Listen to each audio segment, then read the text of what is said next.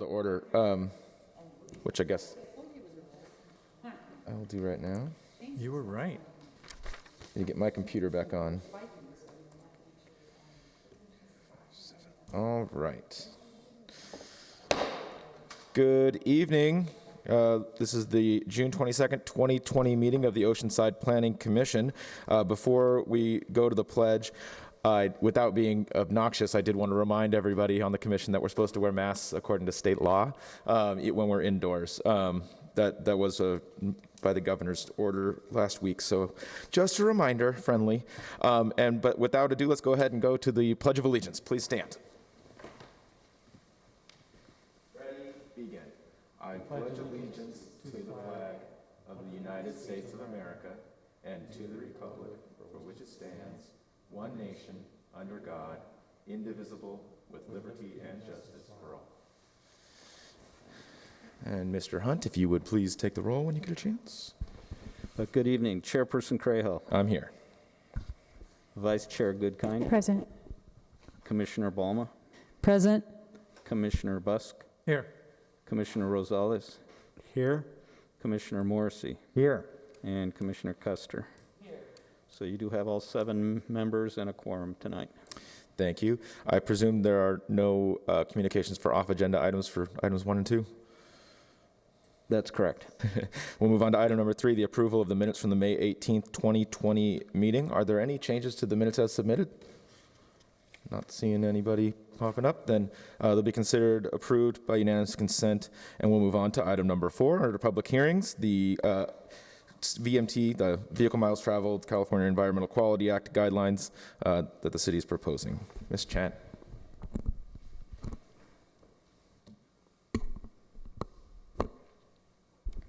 Good evening, Chairperson Creel, Planning Commissioners. I'm Tiffany Chen with the Planning Division. Today we are considering a proposed update to our local CEQA guidelines to review transportation-related impacts on the environment using Vehicle Miles Traveled, or VMT, as required by Senate Bill 743. Some background: in 2013, Governor Brown signed SB 743 into law to better align CEQA with state policies that promote public health, infill development, multimodal transportation networks, and the reduction of greenhouse gas emissions. The purpose of SB 743 is to more effectively analyze and disclose a proposed project's transportation-related impacts on the environment as part of the CEQA review process before a decision on a project is made. SB 743 goes into effect on July 1st. In 2018, the state CEQA guidelines were updated to specify Vehicle Miles Traveled, or VMT, as the appropriate metric to measure transportation impacts. Thus, a project's effect on automobile delay and roadway congestion, previously measured by level of service, LOS, will no longer constitute an environmental impact. This change in focus to VMT from LOS will result in a more pedestrian, bicycle, and transit improvements to reduce reliance on automobiles. LOS was more focused on making it easier for automobiles to move within a transportation system, leading to road widening, traffic signals, and roundabouts. This is a significant shift and is in line with other initiatives such as our Climate Action Plan.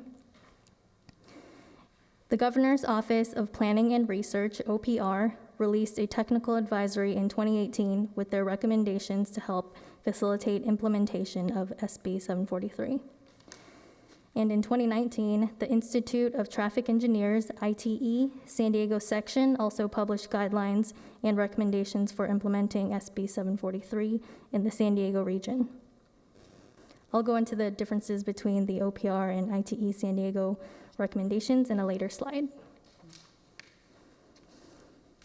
Local jurisdictions may, but are not required to, adopt local guidelines and significance thresholds prior to July 1st. The local guidelines could be based on recommendations by OPR or local regional studies such as the ITE San Diego guidelines. Jurisdictions could also determine their own thresholds based on substantial evidence. The consequences of not adopting local guidelines include applicants being able to choose their own methodologies and thresholds to follow, which would lead to inconsistencies. We would also expect that there would be longer project processing times from the ambiguity of project transportation analyses, all using different thresholds.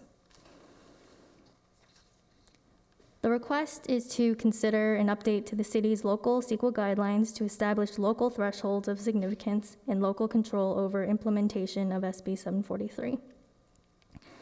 Additionally, outside of the context of CEQA review, the city is still including LOS analysis to retain control over operational issues within the city's transportation network. This will maintain compatibility with the circulation element and seems to be a common approach among other jurisdictions because congestion is still a concern among transportation professionals and the public. VMT is the total number of miles a vehicle travels from each origin to a destination. In the example below, the vehicle originates at a home and makes a stop for coffee on the way to an office. It also goes somewhere for lunch and then stops at a store on the way home. The total VMT for the trip is 15 miles or 15 VMT. When defining VMT for CEQA analysis, it depends on the land use or project type. Residential land use is measured in VMT per capita, employment in VMT per employee, and other land uses in total regional VMT. Going back to the recommendations by OPR and ITE San Diego, there are different definitions of a small project, both based on different supporting evidence. OPR recommends defining a small project as one that generates less than 110 average daily trips, or ADT. This is based on the existing facility's categorical exemption and average trips for a 10,000 square foot building, which is the maximum area of addition allowed under the exemption. In this definition, consistency with the general plan or a community plan is not considered. OPR also recommends a significance threshold of 15% or 85% of the regional average VMT. ITE San Diego, which is comprised of transportation engineers and professionals in the San Diego region, has chosen to maintain the same thresholds that have been used for the last 20 years. These thresholds translate to a small project being defined as below 500 ADT if inconsistent with the general plan, and below 1,000 ADT if consistent with the general plan. Translating the different ADT thresholds to different types of projects, we would have 110 ADT equivalent to 18 apartments, 11 single-family homes, or 2,750 square feet of commercial retail. 500 ADT would be 83 apartments, 50 single-family homes, or 12,500 square feet of retail. And 1,000 ADT would be double that of the 500 ADT. The city's transportation consultant has drafted our proposed local traffic impact analysis guidelines, which would be used by applicants to help prepare their transportation analyses.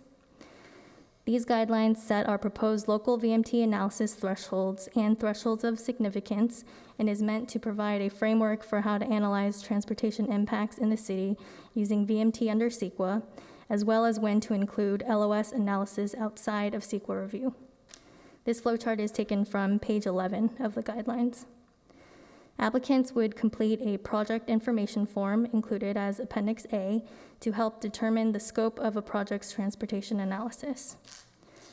One of the first steps is to determine if a project would be screened out or exempt from VMT analysis.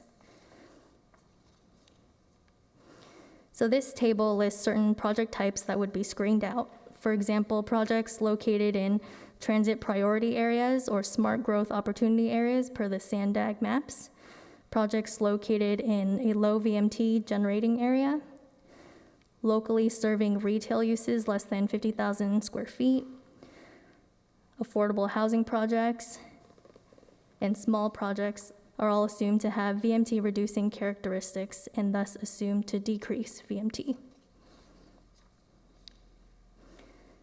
Per the guidelines, Oceanside is proposing to use ITE San Diego's recommendation of 1,000 ADT for projects consistent with the general plan and 500 ADT for projects inconsistent with the general plan as the threshold for requiring VMT analysis, in addition to projects that include roadway widening or commercial or industrial with over 50,000 square feet, are regionally serving commercial or industrial, or are located in a high VMT area per the SANDAG screening maps.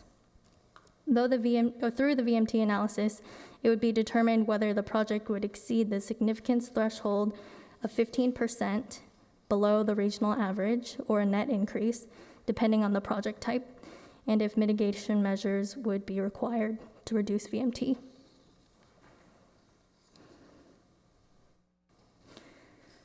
So again, if a project is not screened out, VMT analysis would be required. Based on the project type, the metric used would be VMT per capita or VMT per employee or a net increase in regional VMT. The significance threshold of 15% below the regional average VMT is proposed for residential, commercial, and industrial projects, while a net increase in regional VMT is proposed for retail. Mixed use and redevelopment projects would be evaluated on a case-by-case basis. There are two methods for determining a project's VMT. The guidelines state that projects with less than 2,400 ADT use SANDAG's SB 743 concept maps to determine a project's VMT. If a project is 2,400 ADT or greater, then the most recent SANDAG model should be used. Projects that exceed the 15% below the regional average threshold or result in net increase would require mitigation measures and strategies. Projects that are determined to have significant impact would need to implement mitigation measures and strategies to reduce the VMT generated by the project through the reduction of the distance driven and/or reducing the number of vehicle trips. The goal is to reduce the VMT to below the significance threshold. Mitigation measures should be appropriate for the project type.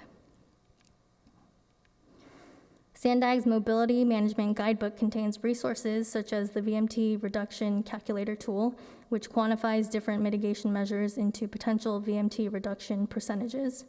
Some examples of mitigation measures include employer transit pass subsidies, parking pricing, and traffic calming. The city can also consider a VMT mitigation fee bank to fund projects that would help reduce GHG and promote VMT reduction. Some of OPR's recommended mitigation measures are listed in this table, including providing telework options and incorporating affordable housing into a project. Regarding how and when these guidelines would apply to projects already in process, VMT analysis would be required as part of CEQA review if the environmental document has not been released for public review as of July 1st. So now I'll go over a hypothetical example. This one was included at the end of the guidelines in one of the appendices. So say we have a project that is proposing 200 single-family homes. This would be equivalent to 2,000 ADT. Since 2,000 ADT exceeds both the 1,000 and 500 ADT thresholds, VMT analysis would be required. So next you would find the project's location and corresponding census tract on the SANDAG SB 743 concept map, and it'll provide information such as the VMT per capita and the percent compared to the regional mean in a call-out bubble. In this particular census tract, the VMT per capita is 15.96 VMT, which is 90.7% of the regional mean of 17.6 VMT. So because 90.7 is greater than 85%, it means it's above the 15% below regional average threshold. Thus, mitigation measures would be required to reduce VMT. To get below the 85% threshold, the project would need to reduce its VMT by at least 5.7% or for a VMT of 14.96. As mentioned earlier, one option for looking into mitigation measures is a SANDAG VMT reduction calculation tool. The transportation consultant would look at potential project or site-level strategies as well as community-level strategies to reduce VMT. The calculator tool quantifies proposed mitigation measures. In this example, a pedestrian facilities improvement could contribute a maximum VMT reduction of 1.4%, and a bikeway network expansion could contribute a maximum VMT reduction of 5%, for a total maximum reduction of 6.4%. When inputting the information and combining the mitigation measures for this project, the calculator arrives at a total change of minus 5.8 VMT, which meets the 5.7% reduction needed to be below the threshold of significance. So the previous slides were all regarding VMT transportation analysis under CEQA. But as mentioned previously, Oceanside, like many other jurisdictions, is still choosing to analyze LOS outside of CEQA to remain consistent with the city's adopted circulation element. Depending on how much ADT a project is expected to generate, either a local transportation assessment or a local transportation study could be required. Any improvements that may be recommended could be included as project conditions of approval. The LTA and LTS are similar, but the LTS is a little more broad. An LTA would be required for projects generating between 200 to 500 ADT to analyze existing and existing plus project conditions. Projects generating between 500 and 1,000 ADT would analyze existing plus project, and existing plus project plus cumulative conditions. For an LTS, projects that are consistent with the general plan with less than 1,000 ADT would not require an LTS, while projects with 1,000 ADT or greater would. Projects that are not consistent with the general plan would have a threshold of 500 ADT for requiring an LTS. Study scenarios included in the LTS are existing plus project, near term plus project, horizon year, and horizon year plus project. Projects may be exempt from LOS review on a case-by-case basis if the project is located within a transit priority area or a smart growth opportunity area, or it is not feasible to increase capacity. Regarding public outreach and input, a VMT webpage was created on the city's website as soon as the draft guidelines were available to staff, and a newspaper notice was sent regarding tonight's meeting. Staff has received 3 public comments, all concerned with the proposed guidelines. They request additional public meetings on the topic and are also not supportive of using ITE San Diego's thresholds versus OPR's recommended thresholds. And I will play and read the comments that have been requested to be shared during the public comment period.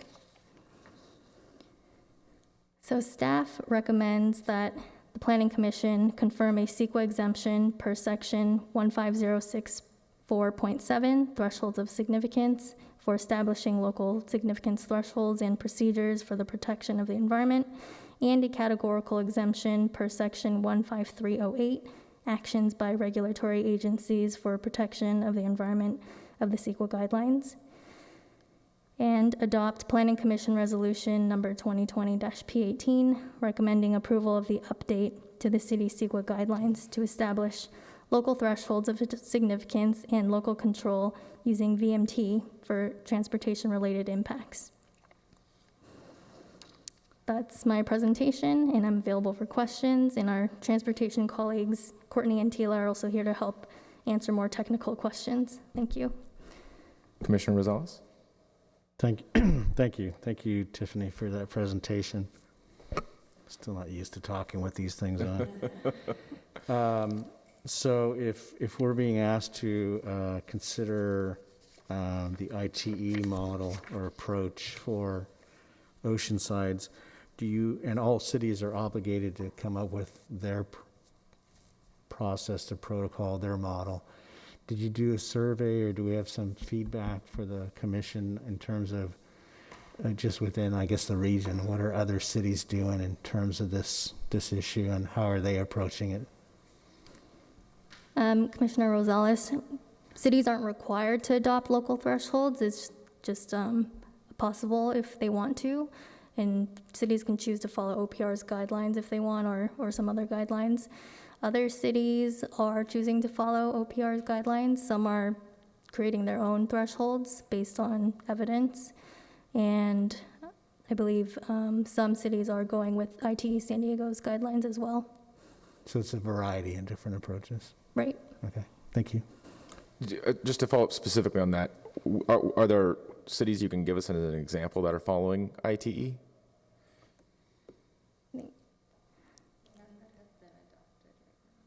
Okay, Chairperson Creel, I think none have been adopted so far per our transportation consultant, but I think they're in the works, and some might be adopting ITE San Diego's threshold. Okay, I think Vice Chair Goodkind and then Commissioner Balma. Thank you. What is staff's response to the complaint from Preserve Calavera that this was being done like right before the July 1st deadline, and there wasn't really enough time for public input? Chair and Commissioners, I'll take that question. The process has been long, it's involved, it's complicated. A number of cities have been waiting for other cities, waiting for guidance from the region, from the state, et cetera. I would say we're probably in the middle compared to other cities. There are some cities that are ahead of us. There are some cities that are behind us.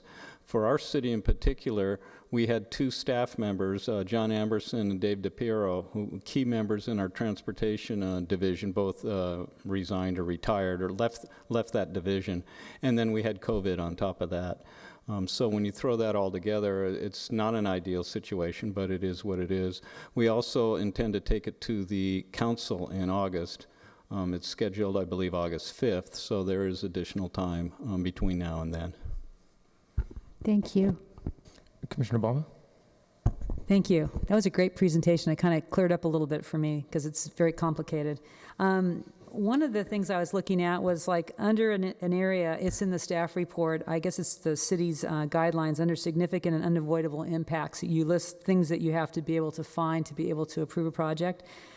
I just wondered, I read through them, I kept trying to figure out a place where it sounds like, you know, the agency, which is the planning department, traffic department, would be able to override for certain reasons, and it spells it all out here. But what about if a city council decides to override you and not go with your recommendation? It didn't list like city council can approve a project even though staff recommends denial. In the case of North River Farms, that's kind of what happened. So is that going to be added to this list of findings and statements of overriding considerations, or is that something you don't want to go there? Chair and Planning Commissioners, the issue of overriding considerations in CEQA is somewhat contentious. Some people say it's an end around. It's a way to ignore CEQA. It's a big topic, and it applies to any CEQA threshold, any CEQA impact, any CEQA analysis. What's before you tonight is a very specific CEQA threshold and process regarding VMT, and it's outside the scope of this meeting to generate some policy or standards on when an overriding consideration should be allowed in this situation or not. The state, I believe the state statute does have criteria that you have competing goals and one goal outweighs the other to simplify it. And those are the standards that cities rely on to ignore CEQA standards. They override those CEQA impacts, they override those CEQA impacts based on benefits that the project brings in other areas. So I guess that means that in the case of what I just brought up, that would mean that the city council then determined that there was greater good for that project to be approved, even though the city staff was recommending denial then. Correct? I'm just looking at your facts, your findings, and I know this is just part of the staff report. I just read it and was just wondering if that was something you should add, or that's just something that's kind of the undercurrent. You don't want to write that down. Let me clarify. there's a recommendation of denial that is based on zoning and general plan standards. Right. CEQA is a environmental impact report, and if there's impacts, the law says we need to mitigate those. If they cannot be mitigated, the law says you either deny the project or do overriding considerations. Okay. So that the law provides for that. Okay, I understand. Thank you for clarifying that. One other small little tidbit, and I don't know if you know the answer. This is not, this is just something for my curiosity's sake.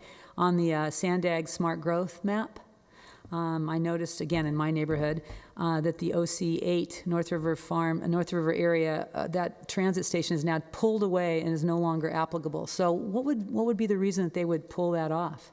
Do you have any idea? Chair and Commissioners, our general plan update includes a smart and sustainable corridors plan.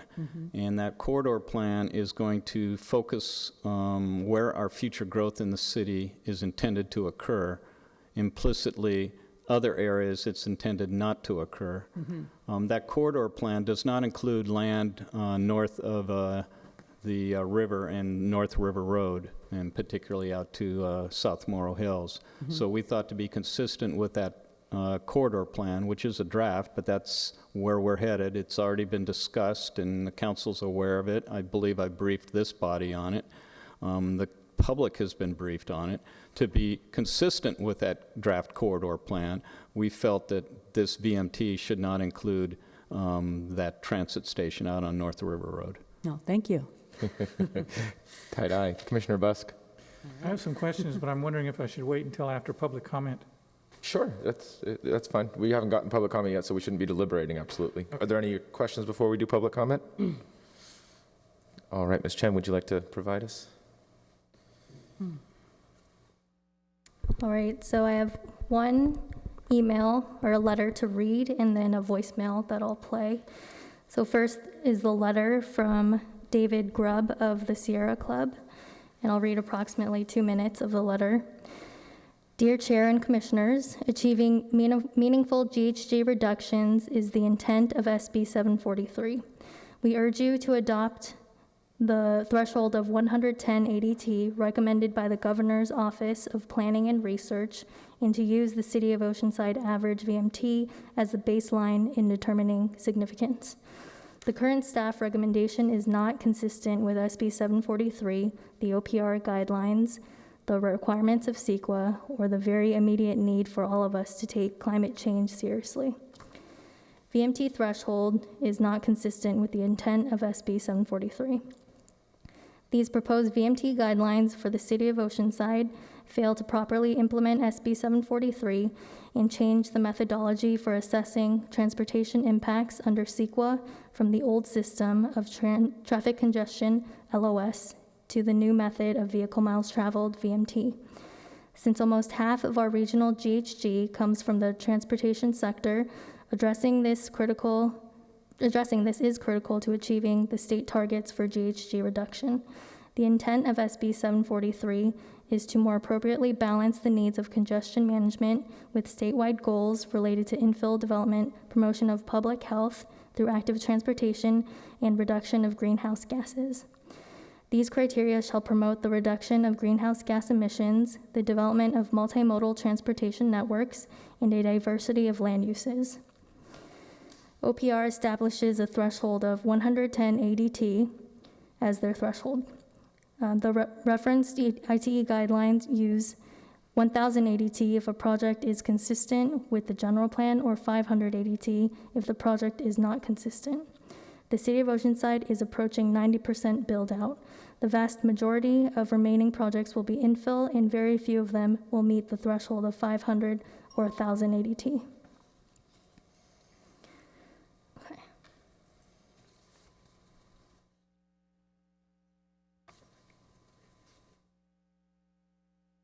And next is the voicemail.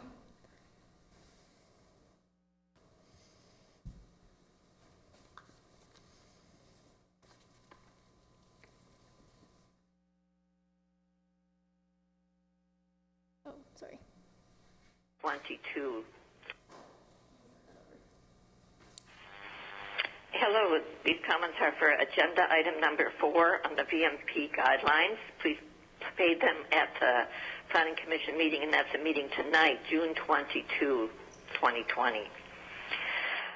Honorable Chair and Commissioners, I'm very disappointed in how our city has addressed this critical change in state law that's intended to help us reduce our greenhouse gases. We had 3 years advance notice to get ready, and there's a requirement for a public input process. And what we get is this meeting tonight. That's our only public input process, and it's right up against the deadline. This is a complex issue that will have huge implications. It needs to be done right. Will new development help us reduce our community-wide GHG and move us toward achieving the state-mandated reductions? Only if we make that happen. Or will most projects get a pass and still follow the old way of focusing on traffic congestion? These proposed guidelines are not consistent with the intent of SB 743, and they leave our city in conflict with this new law.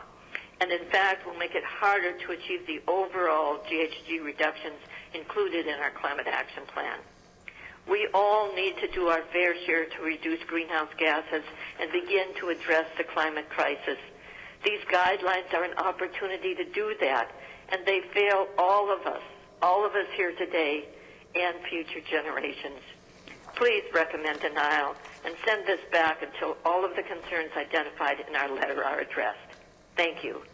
Diane Nygaard on behalf of Preserve Calavera. Goodbye.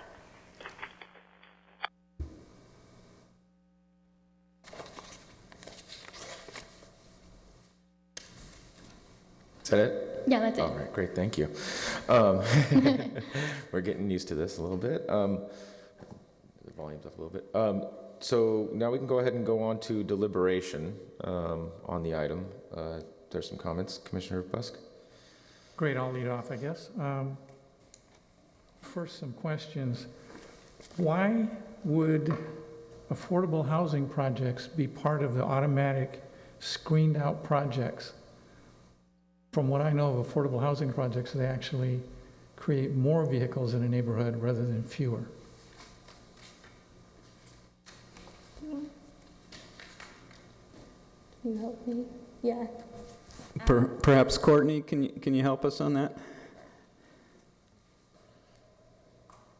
I was just surprised to see that one. And Courtney, could you introduce yourself to? I'm Courtney Armashevitz, the consultant that has helped with these guidelines.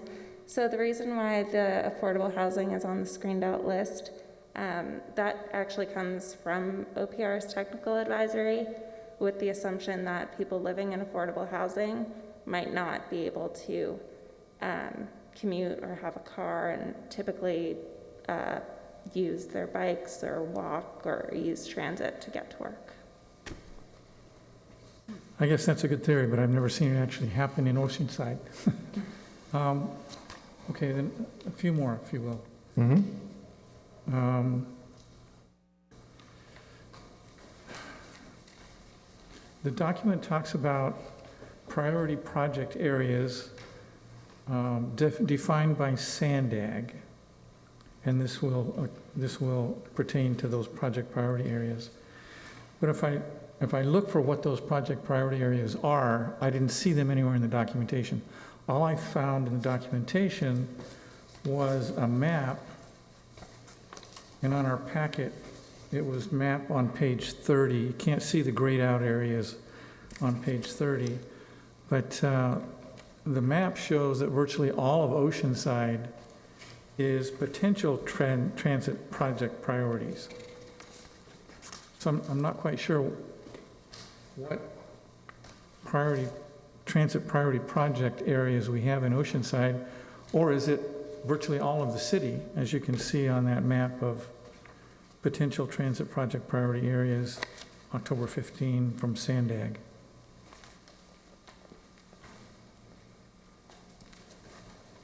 I didn't see them defined any better than this map. No, still can't. Maybe if you zoom in, you can see it better.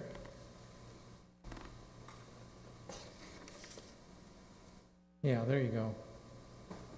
So all of 78, all of Oceanside Boulevard, it looks like, all of 76, all of that grayed out area is called potential transit priority project areas, which is almost all of Oceanside. And I don't know if that's what the document refers to, or if there's another document somewhere supplied by Sandag that does a better definition of what priority project areas are in the city of Oceanside.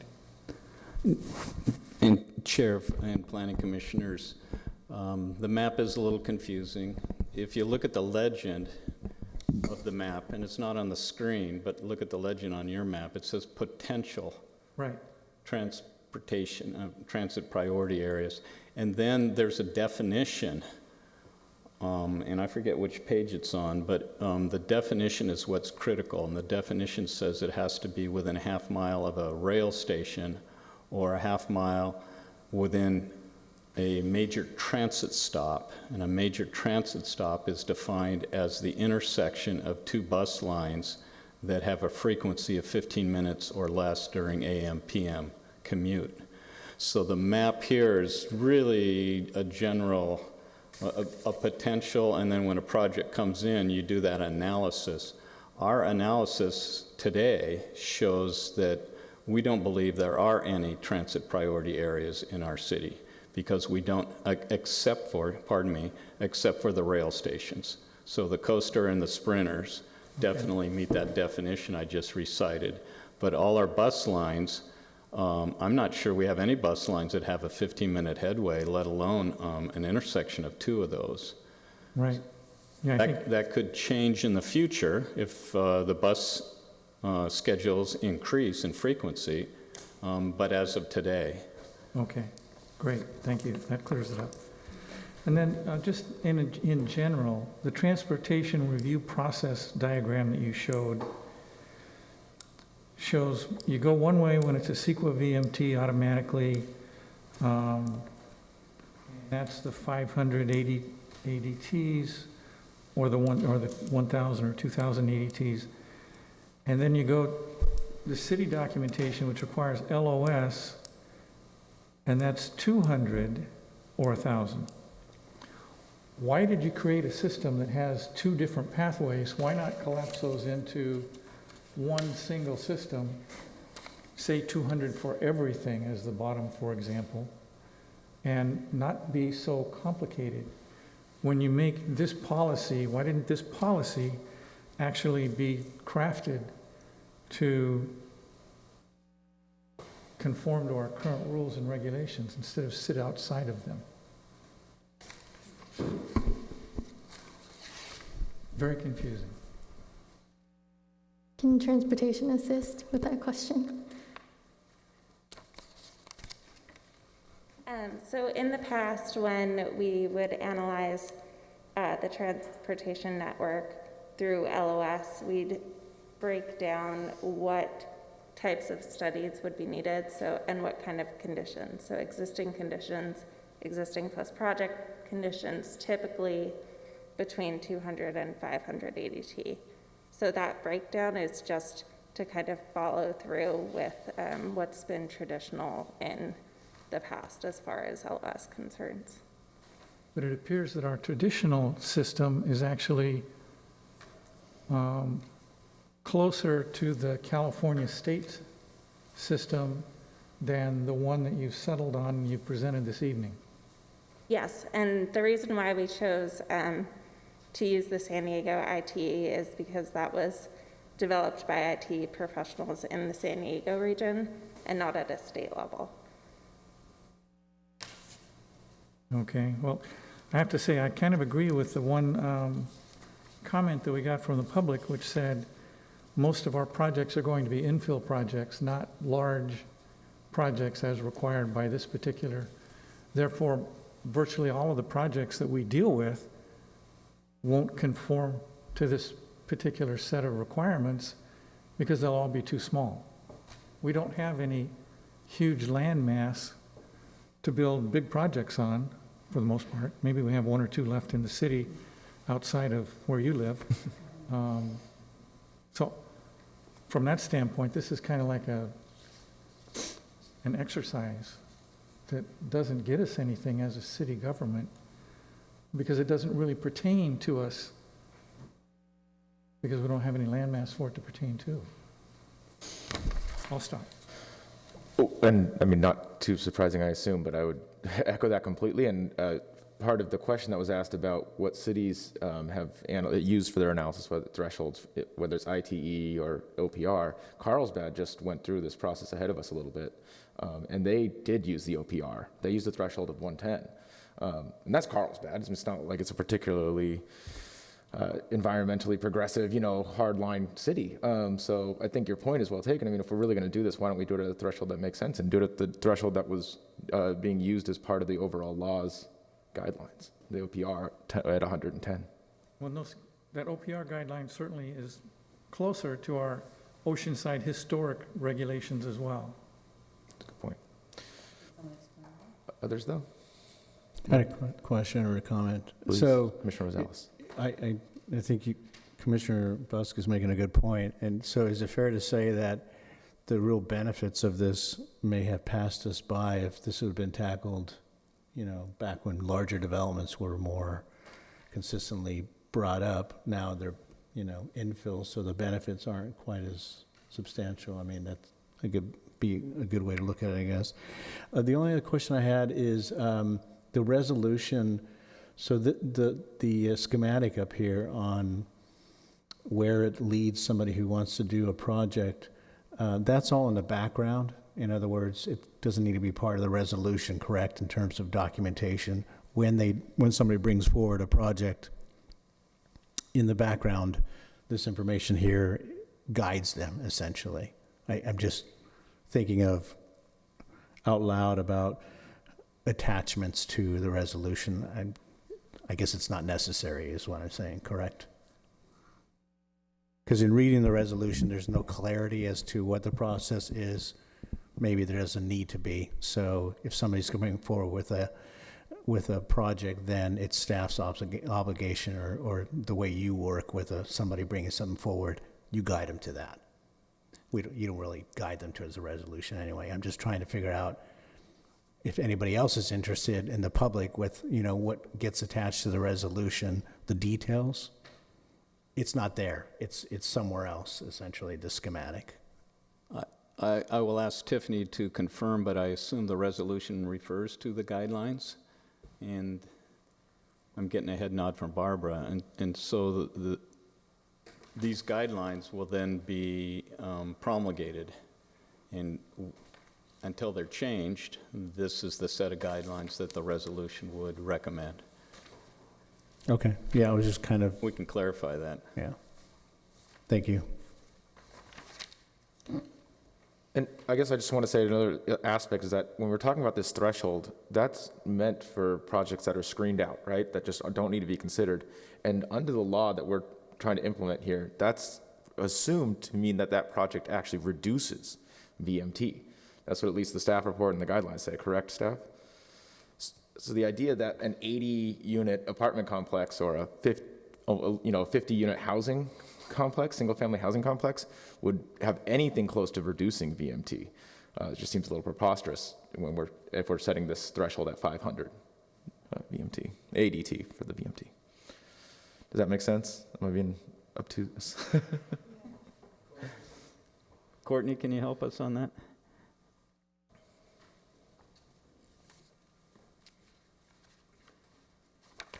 So even though under the CEQA guideline process, in that example, it wouldn't have to go through the CEQA process because it would be screened out if it's under. You would still have to do the local transportation assessment or the study, which includes analysis of pedestrian facilities, the bicycle environment, and transit, in order to get those kinds of improvements implemented in the city. Just, you wouldn't have to go through the state process. That's great. Thank you for that clarification. I personally think that the local transportation study part of this that y'all did is great. It really is important, I think, to continue using LOS in order to address the congestion issue that projects may cause. But I think for the CEQA aspect, the actual environmental impact, greenhouse gas emissions, we're kind of missing the mark there, which is why I think, we're circling around that issue so much. Mr. Chairman, if I could elaborate a little bit on that.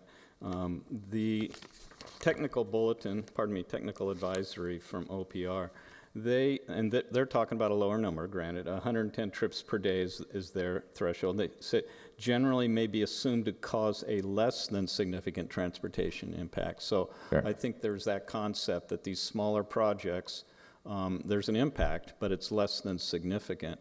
And so then it comes down to a question of which is more, this body, which are you more comfortable with?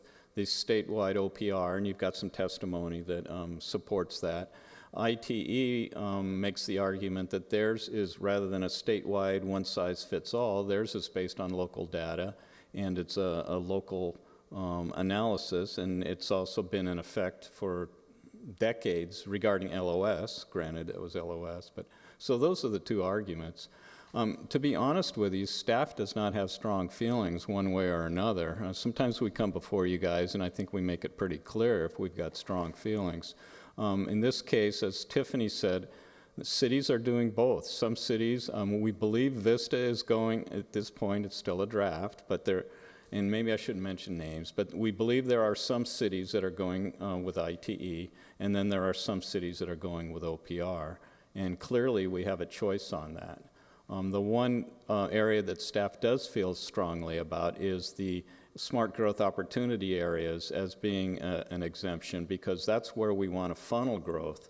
You've heard a lot about greenhouse gases tonight, and this is a way that we can reduce our greenhouse gases, but VMT is larger than that. One of the reasons behind VMT is also to encourage infill, and so we need that balance. And I think that's really the gist of the argument tonight, is how much do we want to exempt projects from VMT analysis in order to encourage them, facilitate them, and infill projects, which are more likely to be affected, versus where do we want to require the VMT. And so again, it's up to you. You've got two numbers. You've got OPR versus ITE.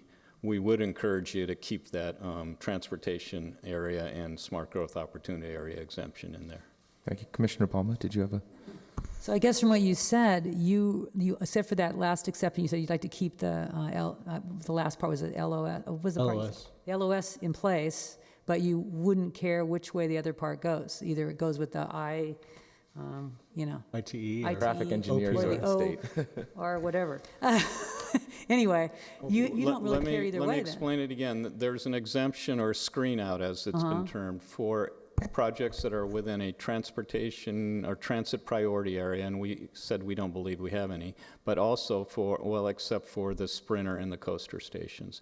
And those are also our smart growth opportunity areas, so they coincide. We feel strongly about that. We think the recommendation that our consultant and that we brought forward is fine. It will exempt more projects. It will facilitate those projects. On the other hand, they will not contribute to greenhouse gas reduction as much. So you've got a tension there. Okay. My question was on these mitigation measures and strategies, like different things are weighed differently. Like in the example that we were given, the hypothetical example, this project had to figure out a way to mitigate certain, because they were too high, and then they selected a couple of things. I forgot now exactly what they selected, but they were given certain amount of percentage points to reduce it. Like on this list of mitigation measures and strategies, are each one of these just kind of like figured out as a project then as proposed? Like if they're going to put in a bicycle parking, they're going to get so many percentage points for that, or if they do teleworking options, if they can prove that they're going to do that, then they get so much reduction in that. I mean, there's credits that they get against their. So how does that come up? Because there's not like anything on this table that shows us anything. It must be something that you do. Yeah, so the SANDAG calculator spreadsheet that the example is a part of, that particular spreadsheet includes over 20 strategies, and it's basically an Excel, well, it is an Excel spreadsheet. So the cells are locked with certain formulas, and in the mobility guidebook, that's where all the backup documentation of like where the reductions come from. But just because you have a max reduction of like 6% VMT doesn't necessarily mean that the project's going to get 6% VMT. They'd have to plug in the numbers that would work for their project, whether it's, I don't know, construct 2 miles of sidewalk and bike lanes and calculate those numbers in order to get the VMT reduction. What's important is that all of the strategies would need to be feasible. And how would those in lieu fee, the idea that there may be a mitigation bank and in lieu fees actually that are going to be generated, how do you foresee those being spent and how often, or what types of projects, like they could actually extend a sidewalk then or something like that could be provided later on in a neighborhood, is what you're thinking with that? And Yeah, so if there were to be an in lieu fee bank, what would happen is maybe a development comes in and the city and the community really likes the project, or it's a good project, but maybe there's no improvements that can take place within the project site or that area. So they'd be able to contribute money to fund projects in an area nearby, or certain projects that the city would like to see, like bike lanes, sidewalk. And these are just like very high level examples. right. Thank you. Commissioner Busk and then Commissioner Rosales. So will every project still go through LOS evaluation? And then some will go through this VMT? Chair and Commissioners, all projects would be potentially subject to both VMT and LOS, but both of the, as proposed, both the LOS and VMT have screen outs. So if there's a small enough project, then it would be assumed to have a less than significant impact in both cases.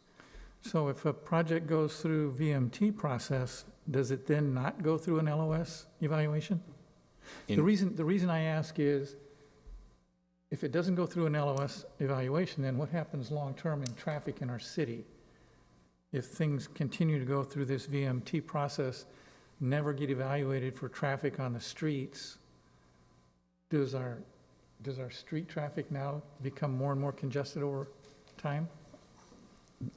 Commissioners, that's why the guidelines contain LOS as well. We don't have to retain LOS. We cannot use LOS as CEQA, but we can use it as a policy tool.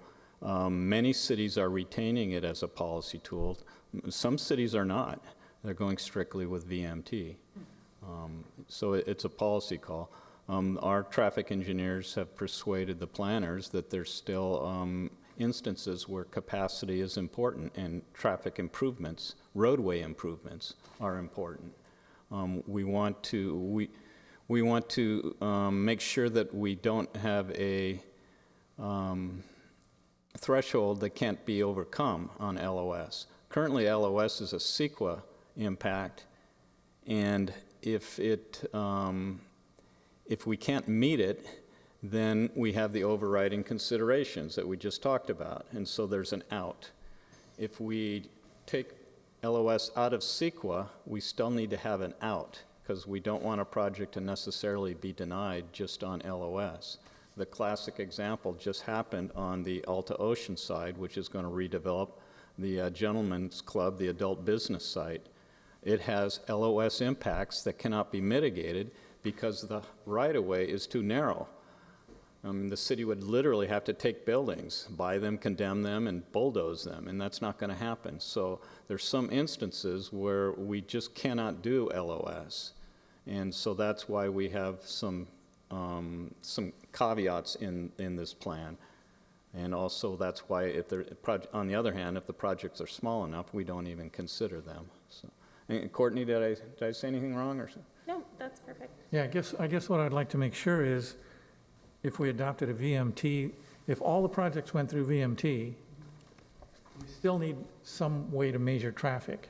So we can't lose the LOS portion of the project evaluation, or we end up with potentially traffic jams all over town, right? Okay, I just want to make sure I got that. Thank you. I have Commissioner Rosales, then Vice Chair Goodkind. Just one last comment or thought.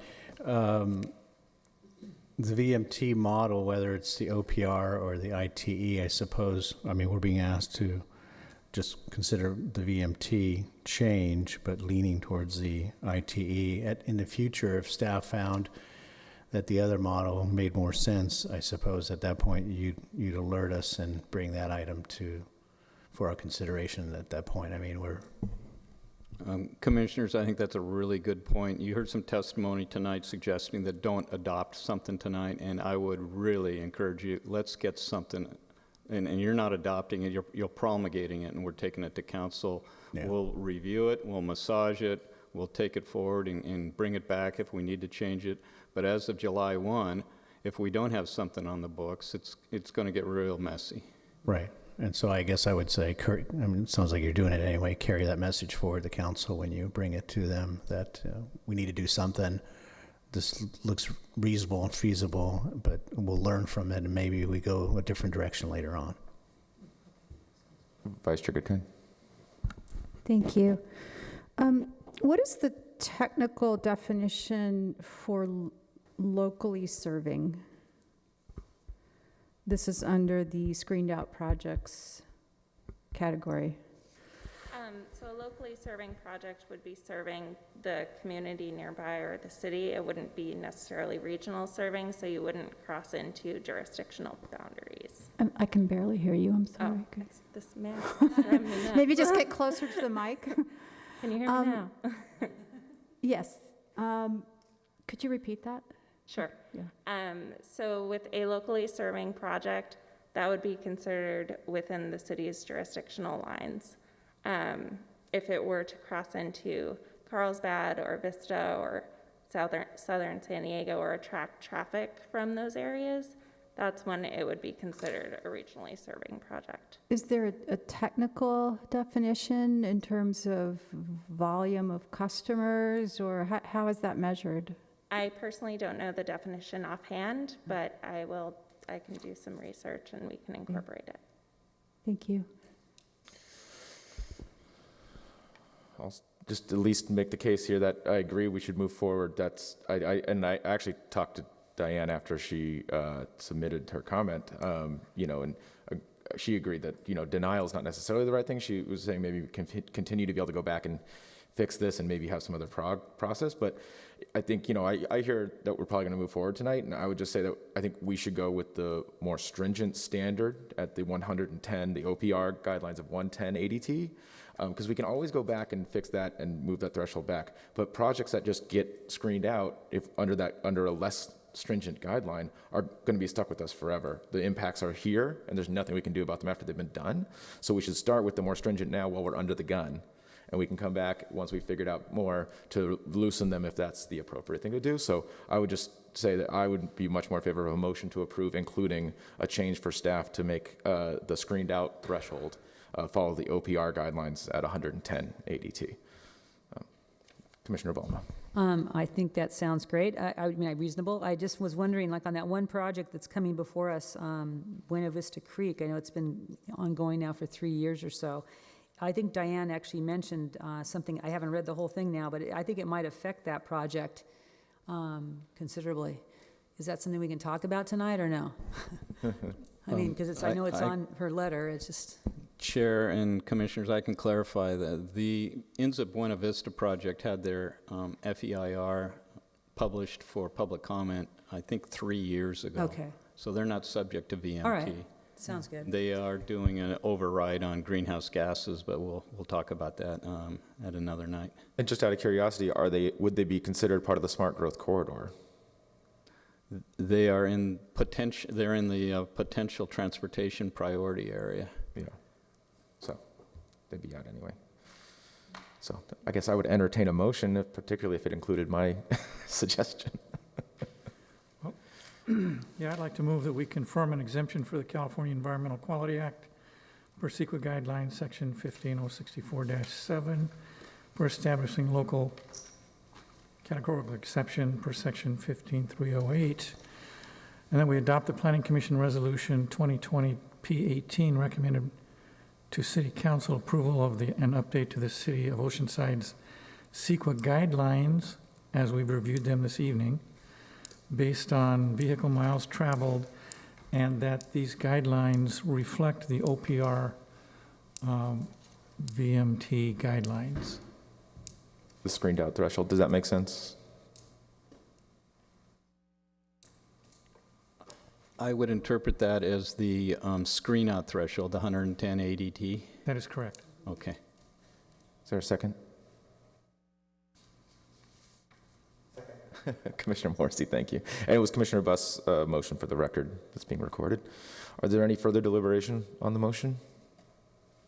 I don't see any. Then all in favor of the motion, raise your hand.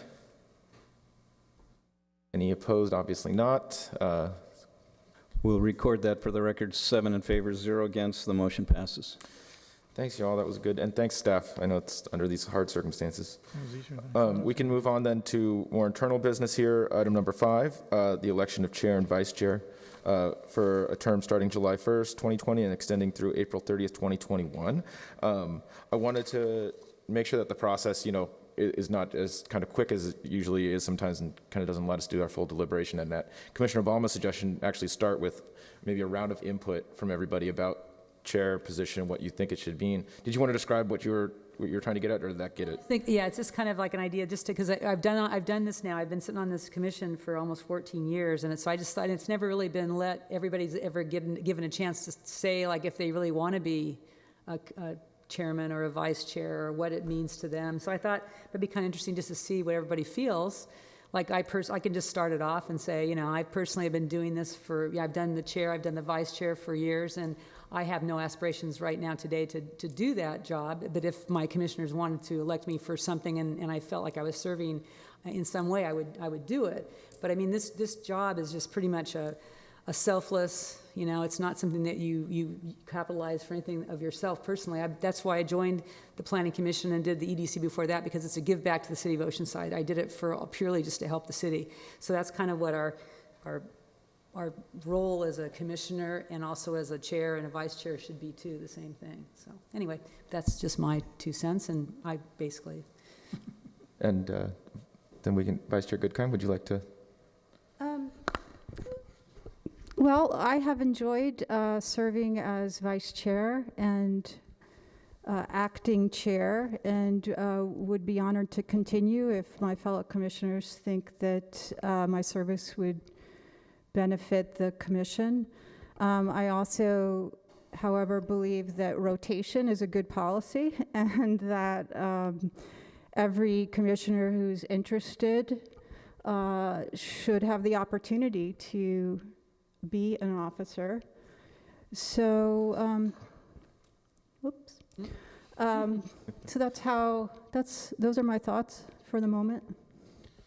And I guess I'll just say that, I enjoy being chair. I like running the meetings. It's the service part of it. I like being able to try to help us be efficient and, make sure the public's heard. And, especially during these times, running a meeting like this has been interesting. So I would always be willing to, continue to serve, but I definitely like the rotation idea. We're a collegial body. I really respect that. And I think that's a great thing that keeps us, moving forward. But that's where I'm at. I've enjoyed serving on the commission too. I do not have any desire at the moment to be a chair or a vice chair. I do think that rotating is good to give anyone who is interested an opportunity. Tom? Well, Kala, I think you've done a very good job. So, but I will say, I agree with Louise that, I serve here just because I have kids, and if they ever want to come back from college and live and work in Oceanside, I want them to come back to a robust city that's doing something. So that's why I serve. I have other than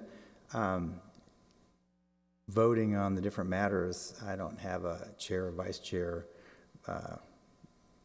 I'm fine with what I do. I do think certain people have a better skill set than others to keep these meetings rolling. So, as I say, I think you've done a good job. And so that's all I have to say. All right. Commissioner Rosales? Similar comments. I've been on the commission now, not consistently, but since 2008, pretty much consistently, and have served in both roles as chair a few times and vice chair, several ad hoc committee chairs as well. And I'm very comfortable in those roles. I do that in my my professional life as well, leading different committees and whatnot. But I'm here to serve in whatever capacity whatever capacity is fine with me. I enjoy just contributing.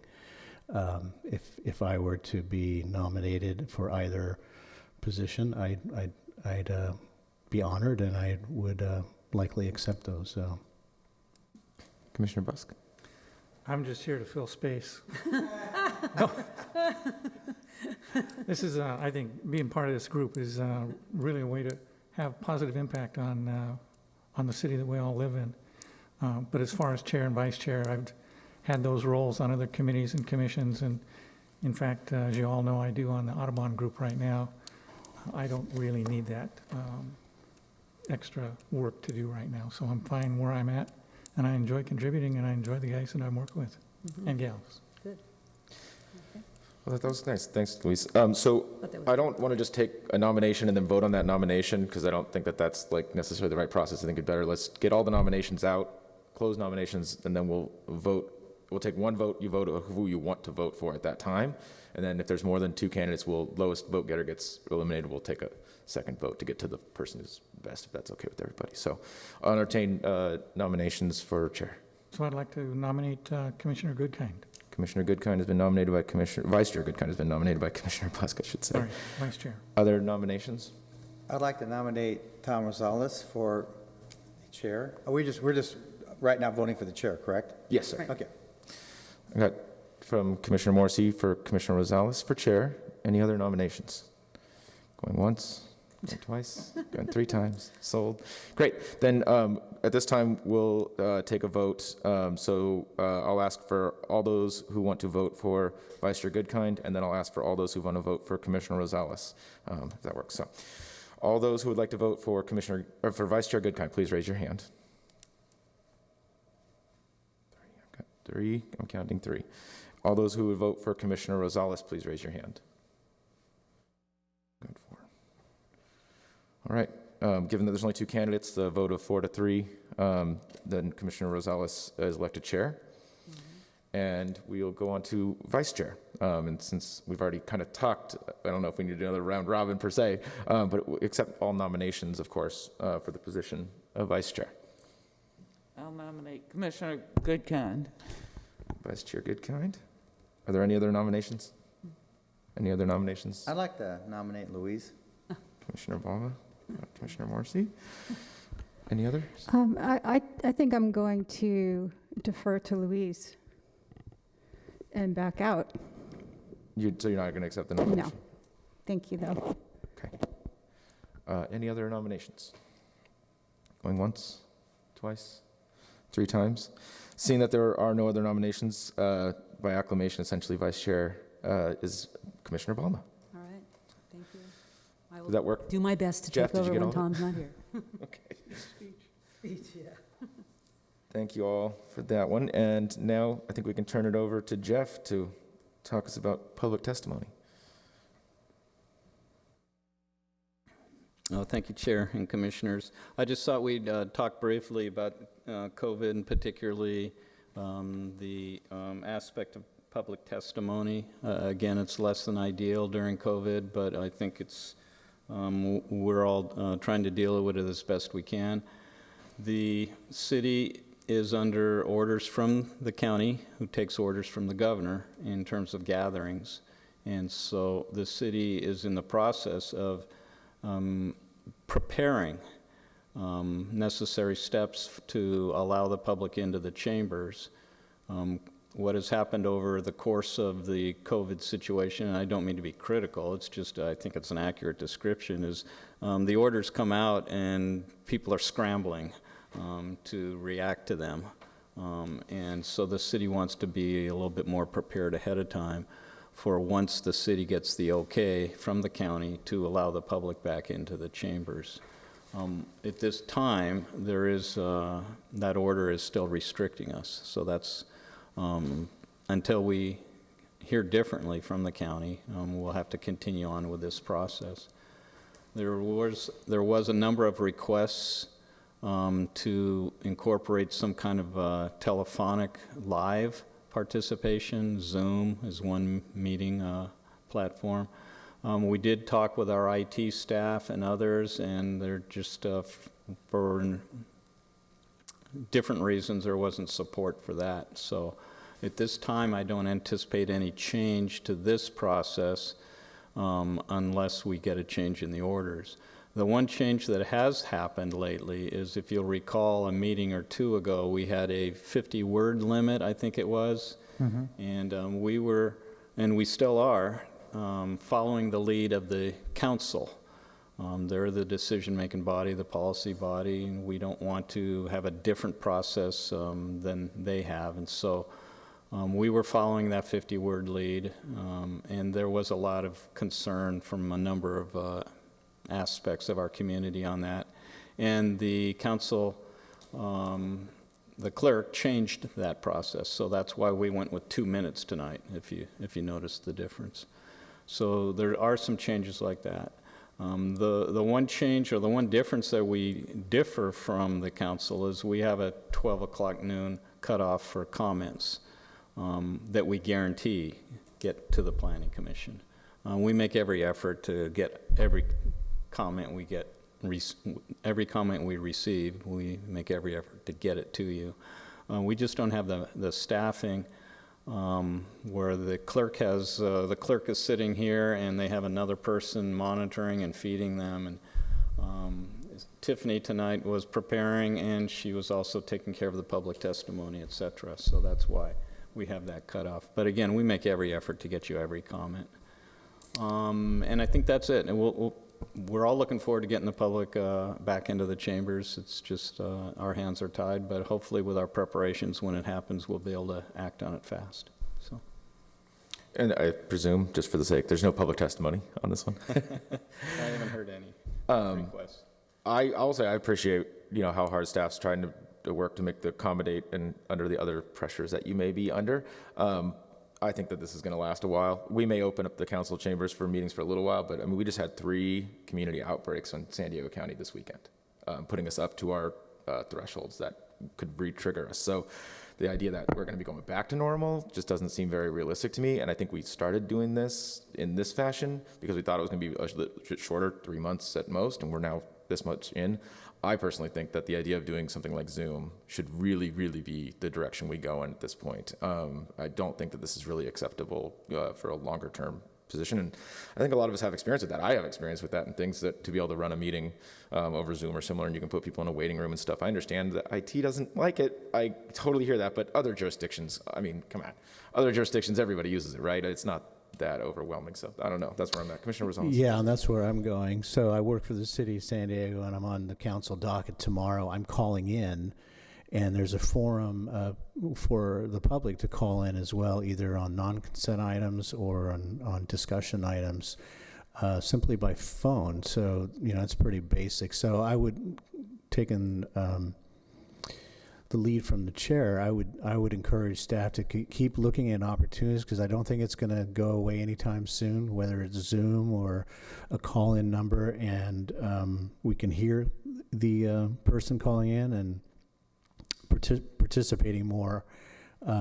I feel at the moment like we're leaving folks out a bit, and I know that this forum is really important to a great number of folks in the city, and so I feel bad about that, but the situation is what it is. So I would just encourage to keep looking at opportunities, something that works, that we can invite them in a little bit more than we are at the moment.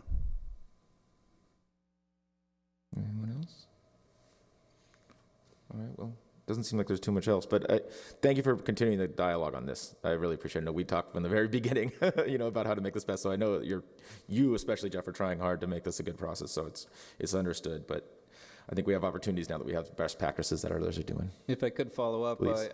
This is an example of how it's evolved. I think we're all wearing face masks tonight. I've got 2 people in the planning department who are 2 people away from somebody who may have it. They haven't been tested yet, but they're showing symptoms, and so it's close. And I think understandably, there's a really strong desire to open up, whether it's a restaurant or the chambers or whatever. And I think we all need to remember COVID's still here. So, but I appreciate the comments tonight, sincerely. Thank you. All right, item number 7 speaks for itself. Cancellation of July 2nd, 2020 Planning Commission workshop. I don't think there's been a workshop since I've been on the commission. And so then we can go ahead and go to our reports, but I don't have a report tonight. Vice Chair Goodkind? Commissioner Obama? We're in process right now with the Southmore Hills Community Plan, which is also the master plan for the entire city. And just to let you know that they had 630 surveys from different people in the city that filled out and sent them in. So they're going through all of that analysis right now to come up with what the general consensus of the population of Oceanside wants for Southmore Hills. And then they also conducted 3 different Zoom meetings, one with all the large landowners, people that own like hundreds of acres, and then with our Southmore Hills Association board, and with some of the agritourism kind of people like Leslie Gall, Visit Oceanside, Beach House Winery, people like that. So we had 3 more Zoom meetings to collect more information. So they're moving fast. They want to come up with a draft by November to hopefully get approval from the council to keep going. So it's exciting for Southmore Hills that we're finally going to get something that's, I think is going to be great for the future. Commissioner Busk? Boy, that sounds great. Buena Vista Lagoon, I think we talked about how the lagoon, hopefully in the very near future, will have a sandbag project going in it. BVAS, our Audubon Society, has not been quiet during this time. We had a grant from the city of Carlsbad and a private citizen to turn our muddy path through the cattails into quite a nice boardwalk and walkway. So if you haven't gone on it now, we're as of today, we're opening the parking lot so people can park now and walk on the path, which is now boardwalk and DG. It's about a half a mile, little walk out through the cattails, and you can see some areas into the lagoon. I suggest you stop by and take a look at it. It's quite an upgrade from where we were. All right. Commissioner Rosales? Just one thing, I don't know if this is the right forum, Jeff, to advocate for this, but I've been reading about other cities working diligently to make open space outside of restaurants easier to get. And so for whatever it's worth, I'd like to chime in and say whatever Oceanside can do to also open up outdoor dining areas for restaurants. I know I presume they've gone, in the past, they've had to go through a laborious process. And so, again, if there's any value in advocating for it and bringing it further up to the council and everything, I'd like to, that's the point of my raising this now. So I don't know what others feel about that, but I think that's a good thing to advocate for at the moment. Yeah, my goodness, I would definitely echo it. I saw Northern Pine / That Boy Good got there. I think they were already planning on it, though, so they were kind of at a head start. But it's so nice to see a bunch of other places that are kind of, I know some of them probably are doing it without all the approvals, but it's a great opportunity for safety and for highlighting how nice it is to be able to dine outside in Oceanside. Commissioner Morrissey?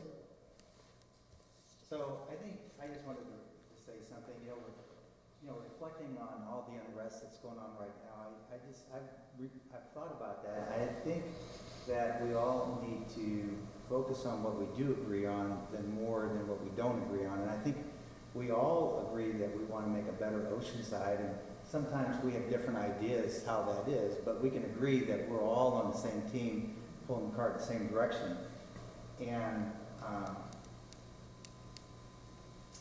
And for someone that I worked in the Middle East, I lived and worked in Saudi Arabia for 4 years, right out of school, college, so I got the opportunity to travel quite a bit, and I can tell you there is no better place than this country. And then on top of that, I think there is no better place than Oceanside for a kid that grew up in the Midwest.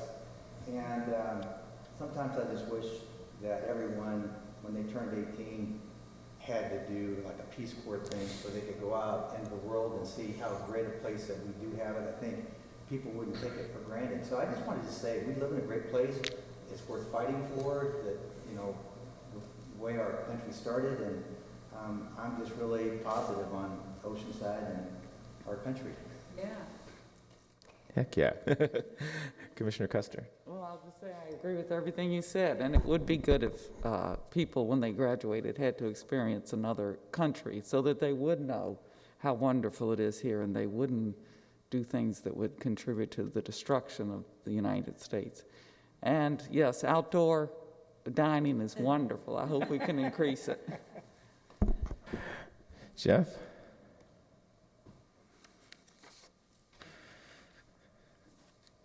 Thank you, Chair. Quickly, your upcoming agenda items. July 13th, you have the continuation of the Left Coast conditional use permit. We also have scheduled the Inns at Buena Vista and then a small project, 14 St. Malo. On July 27th, we have the Matlock variance scheduled. The applicant has indicated they want the chambers to be open before their application will be heard, so that's tentative. On council, going backwards, on June 3rd, the time extension zoning amendment and the blanket ordinance was passed unanimously. And on June 17th, Wednesday, they will consider the ordinance to allow adult cultivation of cannabis out in South Morro Hills. The sales tax on cannabis, which was supposed to go along with that, was postponed, so that will not be on the 17th. Then the next council meeting is August 5th. We'll have the ADU ordinance update that this body recommended. Also the climate action ordinances, likewise, that this body reviewed and recommended. And finally, the VMT as CEQA threshold that you just reviewed tonight. August 19th, they'll review the inclusionary housing ordinance update. Well, there'll be some consideration of updating the ordinance and the definitions, and there'll be some discussion about the fee and how the fee may be raised or not. The general plan update, we continue on with that. The housing element update, they're going through the sites inventory, and they're also reviewing legislation which has affected the sites inventory along with the housing element itself. The sites inventory in the past was what I would describe as a shotgun approach, where we needed to make our arena number, find the capacity, and we just looked at every possible site. And I'm not being critical of that process. That's how it was done. What we're doing this time is we want to focus in our corridors that we talked about earlier, our 4 corridors per the Smart and Sustainable Corridor Plan, and see if we can get our capacity there first. If not, then we may have to go outside the corridors. So a little different approach this time. It'll likely require some rezonings. Even though last time with a shotgun approach we didn't have to rezone. That's a mathematical game, and we're looking at this as a zoning exercise. So South Morro Hills, you heard about that tonight, and in addition to the survey responses and the stakeholder interviews, they're working on technical studies and reports, and so then they'll be drafting up a plan. We hope to have a public workshop on that draft plan before it goes to the Planning Commission and then the council. But that's probably the next step.